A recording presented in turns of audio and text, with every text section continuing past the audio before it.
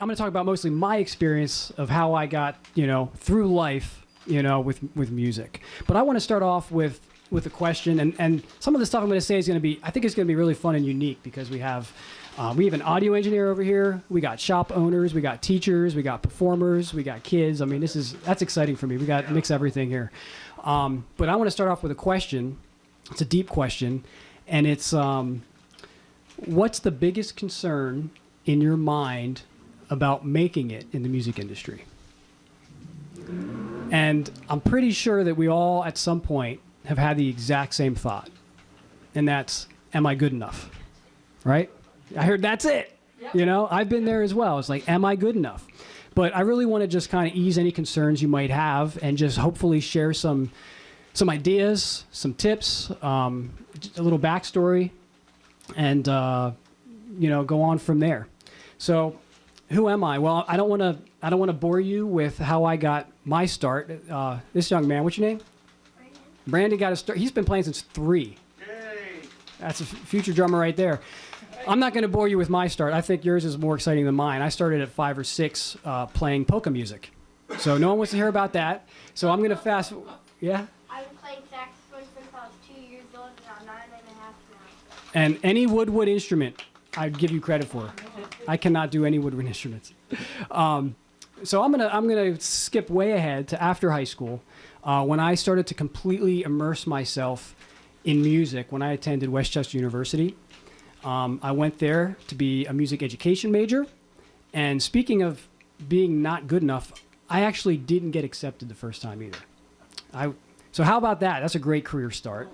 Had that thing right in the back of my mind. Oh man, I'm not even good enough. But I worked really hard. I got accepted. Basically, everything there was to train me to become a music teacher, right? All my classes, all 4 years there was to be a music teacher. But here I am now, 15 years later, having completely made my living and living that I'm really thankful for, and being completely as a freelance musician. How does that happen? Hey, what's up, Kieran? And speaking of high school, Kieran and I went to high school together. So music's a really cool thing. Music, you meet people through music. You stay in touch because of music. And, music brings people together, like how we're all here. So that's something that's really cool. And that's something that we talk about with military and music as well. But Kieran's a great drummer. I just saw him playing downtown Lancaster earlier. So thanks for coming. I hope you don't have any stories about me from when I was in high school. So anyway, how does that happen? I went for music ed, and I've been a freelance musician instead for all those years. Well, I can tell you my parents are probably more shocked than you are, to be honest with you. Since that time, I've never had a full-time teaching job, and I've never had a 9-to-5 job besides music. So I'm really thankful for that. Playing music helped me pay my way through college. When I was single, it paid my rent and helped me buy lots of drums. And now it supports my entire family. So I'm just really thankful for that. So when I look back on all that stuff, I know that I really had 3 main goals as I was kind of coming up. So the first one was, I just wanted to get paid to play music. Pretty simple. How many of you have ever been paid in some way for music? Yeah. Go ahead, put your hands up. You've been paid at all? Who wants to get paid to play music? Right? It's a lot of hands, Music can be pretty competitive. I mean, if someone ran through that door right now, like Kieran did, and said, hey, I need a drummer tonight. I mean, only one of us is going to get that gig, And we may even have to audition each other to get it. So we'll talk about auditions later. But that was my first goal. I just wanted to get paid, and I thought that was pretty cool. Then my next goal was, I wanted to make a living playing music. And that's where I found that being a diversified drummer for me was really helpful. Playing drum set, playing percussion, even my music education background came into play to make me more well-rounded, to give me more opportunities. So I did that for many years. And then I had a third goal, and that was I wanted to be able to support my family on my music. And that's a whole different responsibility, right? Yeah. So that kind of leaves me where I am now. So Thanks to having those goals, though, I do credit that to keeping me on track, right? Thanks to that, I've been able to perform with Grammy, Emmy, Tony Award-winning artists. I used to call Lancaster my home. We were just talking about that a little bit earlier. For 7 years, I was the house drummer at the American Music Theater. I've played clubs to nobody and sold out shows to thousands. I've got to tour on and off with Chubby Checker. And now I'm in the premier rock band of the United States Air Force out of Washington, D.C.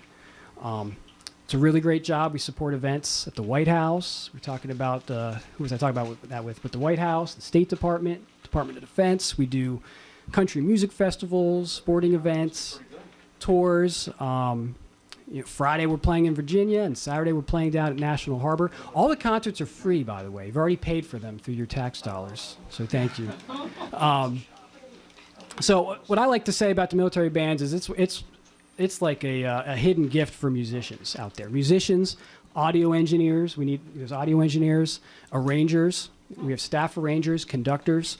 Man, it's a great job with great pay, benefits for me and my entire family, retirement, and a pension. I mean, how many music performance jobs out there do you know of are going to give you a pension and pay you for the rest of your life after you leave there? How many? As you can tell, that might be my bread and butter gig, you know? So really, really amazing job. So my career path, it's been a job, it's been a hobby, it's been a business, it's been a really amazing journey. And that's why I'm just really passionate about it, and I love talking about it, and I love sharing it with other drummers as well. But I say all that, too, also knowing that not everyone's career path is the same at all. But I believe that, learning about the backstory of how, other musicians, your teachers, mentors, people you look up to, how they got to where they are can be really valuable in helping you craft, what you want to do.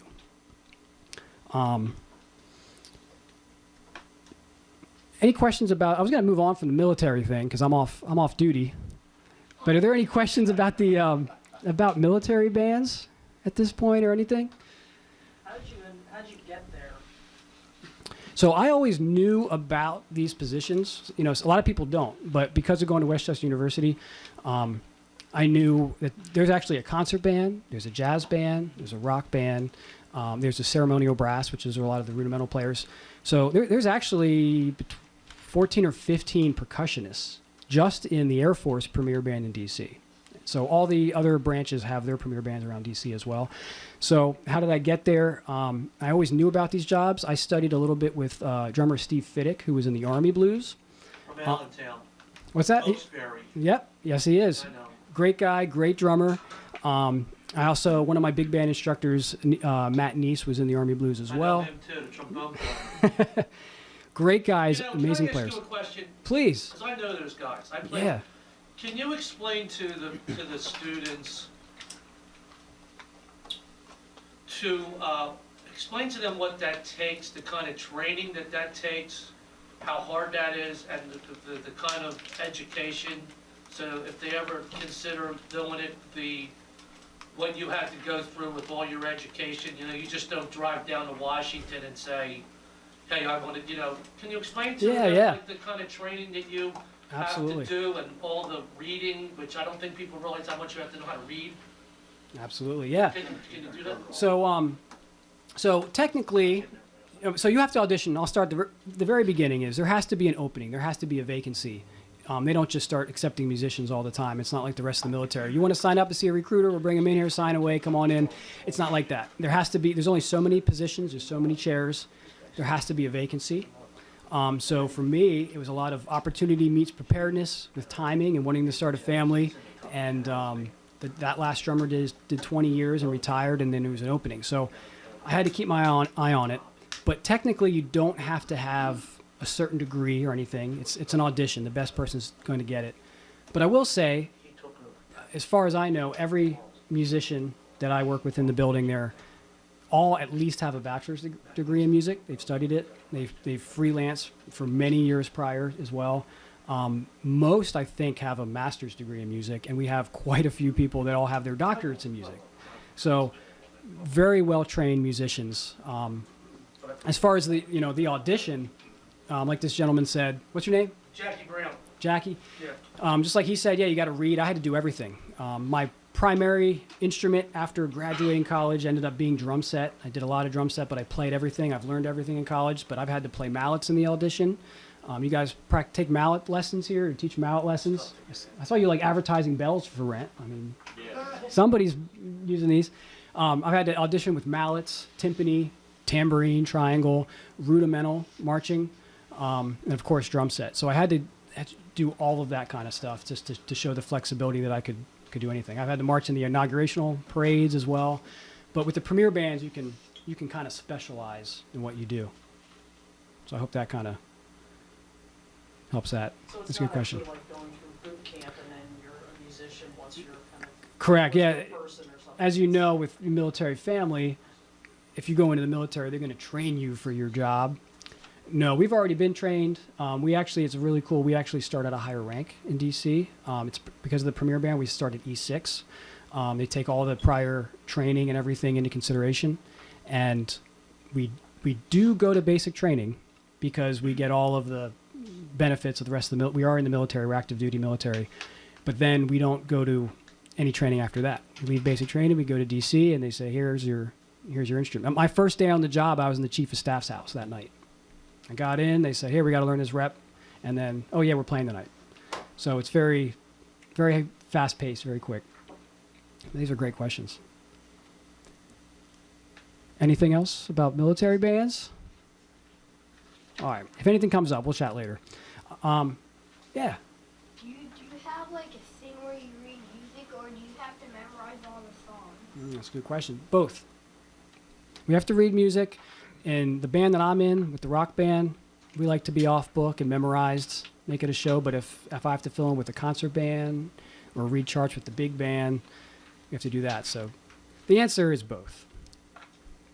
Good question. I have a handout here. If everyone got one, I think I had a couple extras back there if you want to check it out. These are topics that I found to be important to help set you up for success in the music industry. What I've found, not everybody. I don't know about the other presenters here. What's up, Paul? Am I late? You're late, sir. What's the green room? Makeup goes down, give me 5. Also, some considerations, I think, just to kind of help you balance your career. So, before I go too far into this, and I got to kind of keep going because there's a lot to talk about, and I don't want to. The last thing Paul needs is me to talk about anything he's going to talk about, or jump into his time. So before I go too far, here's my only warning, all right? And it's going to sound harsh, but your interest in music alone doesn't guarantee you success in having a career in it. But I can guarantee you a greater chance of success if you break apart, a lot of these topics that other musicians, other people who have done it have done and talked about to increase your odds while you continue to become a better musician. That's where I'm coming from with this. So as far as being a performer, I think all these boxes are important in my mind, but as far as being a performer, a player, which ones do you think are most important? Any of them stick out to you? Yeah. The top middle one. The top middle one. Musicianship, absolutely, if you're going to be performing, right? For that, I'm talking about, knowing your grooves and styles, being able to make the music feel good. Like we said, reading music, charts, lead sheets, maybe the Nashville number system. Being able to write charts. Having your own system for writing charts, really fast is going to be really helpful in a lot of ways. Being able to memorize, improv, musicianship. What about another box?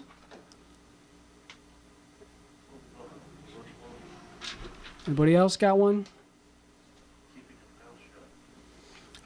I'd say professionalism. Just being able to be organized, communicate, having interpersonal skills. Like in a lot of ways, if you're going to be a freelance musician, you're your own business, right? You got another one? I like the equipment because, you need to set all this stuff. We all love equipment. We're drummers. This is why we're. You gotta make sure it's tuned. You gotta Absolutely. test all these drums. Make sure you know how to Play in tune. a real concert. If your drums don't sound good, not enough people focus on tuning with their instrument, right? Funny that you play saxophone and you're talking about tuning, because a lot of drummers don't. Oh, okay. Yeah. I think that's really important.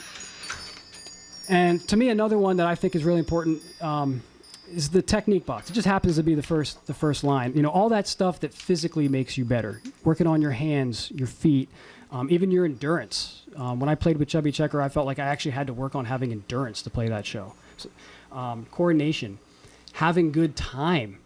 You know, since we're in a drum shop, a lot of drummers here, what's arguably the drummer's number one job? You're nodding your head. Well, I know what it is. Let them answer it. Anybody else? What's the drummer's number one job? Keep time. Yeah, keep time. I mean, that's one of our most important jobs. Have good time.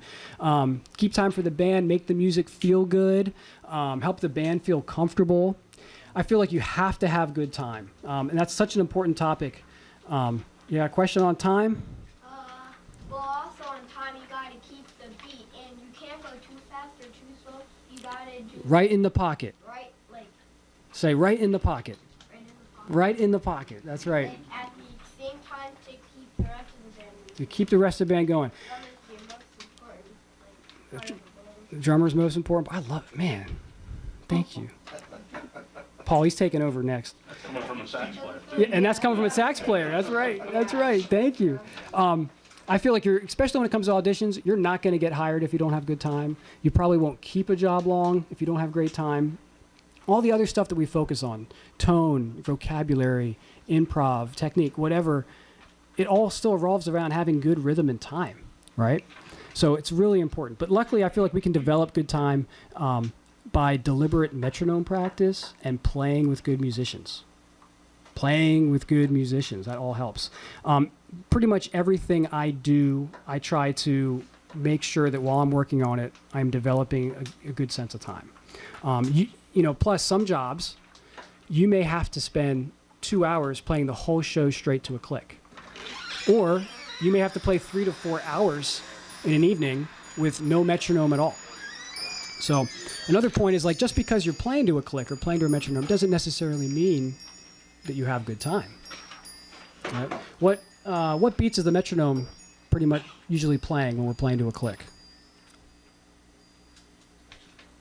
Mm-hmm. Well, my brother, when he's practicing drums, he was 65. Maybe it was 85. Okay, 85. So he has those on the downbeats, right? So that's great. But what about all of the notes in between, all the rhythms in between those downbeats, right? So there's things that I like to do to help develop more, you know, just playing with a click I don't think is enough. We need to do some other things to keep us developing good time so we're not dependent like it's a crutch, right? So let's do an exercise. You guys want to move your hands for a minute? Yeah, sure. Let's put this on. You said 85. You practice 85? Guys hear that? All right, I'm going to put this on 85 for you. So let's do a little exercise together. All right, let's clap our hands. What we're going to do is the first measure, let's clap the downbeats with the click. The second measure, let's clap. You got to put the stuff down because everyone's using their hands. The second measure, I want you to clap on the second partial, the E. The third measure on the and. You got this. And the fourth measure on the And then we're going to repeat. Got it? Downbeats, E, and Okay? Get your hands out. Here we go. And 1, 2, ready, and...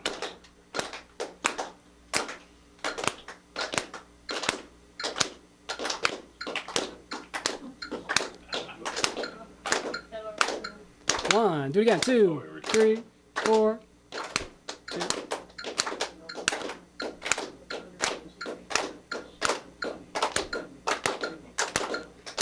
What I like is, even though we were getting off, because we're drummers, it still kind of sounded cool. we got rhythm no matter what we're playing. So let me see back where I was. So anyway, that's one exercise that I like to do, stuff like that. I like to do stuff, actually I learned this from Steve Fiddick, click shifting. So essentially I'll take what we were just clapping, like the E's or the ands or the uhs, and I'll make that my metronome. So I'm not depending on hearing that downbeat every time, and I'll go through exercises that way. Maybe I'll put the metronome on half notes or whole notes, just to have more time in between. Or I like to take rhythms that I'm playing or rudiments. You guys work on your rudiments, like a paradiddle, and change the groupings. Play them as eighth note triplets. Play them as fivelets. Polyrhythms. Anything that I can just, while I'm playing, is just to keep working on that sense of time, right? Any exercises you guys like to do with the metronome? I practice metronome a lot, and My man. I have recitals a lot, and a lot of times I don't have a metronome, so a good thing to do is practice with the metronome, try to do it without the metronome, do it with it first, see if you got it, try it without, memorize that downbeat. Yeah. Try to play without it, on my ensemble or concert. Make the metronome your friend. Awesome. Great job. Helps you a lot. And tapping your foot can work really That's good. right. Oh, yeah, As long as your brother's not elsewhere in the house playing a totally different rhythm on his drum set. That's right. Not that this former flute player have ever It experienced. never that. happens. So I'm going to check out some of these other boxes just to run down them real quick. Other stuff that I feel that help us stay grounded as freelance musicians. Research, motivation, taking lessons, attending clinics, just ways to stay motivated when we get into a rut. Health and wellness, that should be an entire clinic on that. With time management and taking care of yourself, hearing protection, all that kind of stuff. As being a freelancer, finances, what's your plan? What's the location like that you're going to be playing music? How much do those gigs pay? What's the cost of living like? You're going to be able to live the type of life you want to live, freelancing in that town. Marketing. A better word for marketing, or not marketing, for networking would be relationships. A lot of people say networking, or people think it's who you know, but a lot of times I like to say it's not who you know, but it's who knows you and what do they know you for. So relationships with other musicians, with audio engineers, with companies. Equipment. I know you like that equipment box with tuning. Do you have the right gear for the job? If you want to play jazz, do you have drums that are appropriate for that style of music? So I think, we have to consider what you have. And of course, auditions. Auditions were a big part of what I've had to go through a lot. They're not always easy, and you may need to take auditions to win certain jobs, usually more high profile, higher paying, or more competitive jobs. I've also been able to sit on the other side of auditions as well to kind of get a sense for, what are those panels looking for? Many of the things on this handout are actually really important with taking auditions. The professionalism, musicianship, of course, being able to read and sight read and technique and timing, all of that stuff. But the biggest thing I want to say about auditions is if your goal is to play in a certain band or take a military band audition, don't wait to start practicing for that audition. You can start compiling your resume. You can start getting your audio video submissions together. You can research those vacancies and find out, what am I going to have to do on those auditions? I used to go through, and when I'd see the President's Own Marine Band have an audition, I would print out that whole packet, and right there it's okay, that's the stuff I'm going to have to do. So you can kind of work smarter, not harder. Actually, that should have been the title of this. Work smarter, not harder. All right, we're going to start over. Dang it. Okay. Work smarter, not harder. Go ahead. Yeah. Take two. I always say that too. It's oh man, work smarter, not harder. Dang. All right, next time. Also, I like to consider that there's kind of two types of auditions really that are out there. I consider them formal and informal. I think we talked about this with Millersville, right? Was that Millersville that I? That day.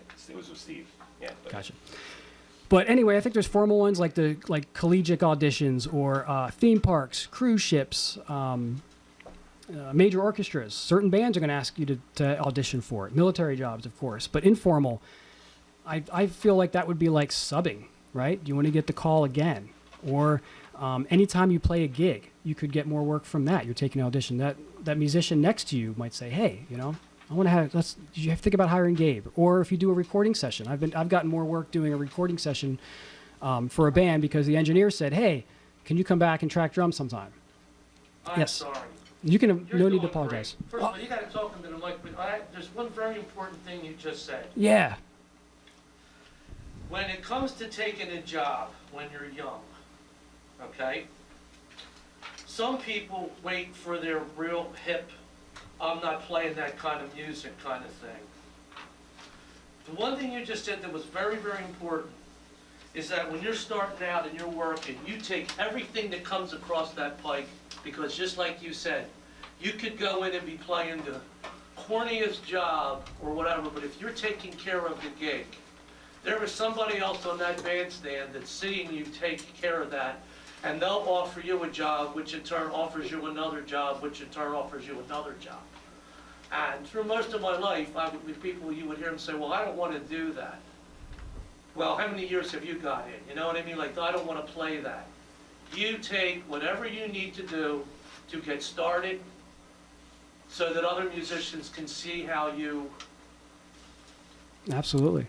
What's the big gig? It's whatever's right in front of you. Yeah. There, I just brought it back around. How about that? You like that? That's right. That's very important to make that statement about you know, whatever you need to do to keep furthering Oh, your absolutely. reputation. Yeah, you can't wait. And sorry about the mic. They got the. No, you know, you're okay. This is one of these I'm mics being where it sounds interrupted, like but sounds like I was this. just basically enhancing on what you said. Yeah, absolutely. Very But that's true. You know, so much of just has been stepping stone. I took any gig. It didn't. I took gigs that didn't pay any money. I probably lost money on the gig. You know, I was happy to eat sometimes. It was like, yeah, is there food? Yeah, I'll do it. You know, so absolutely.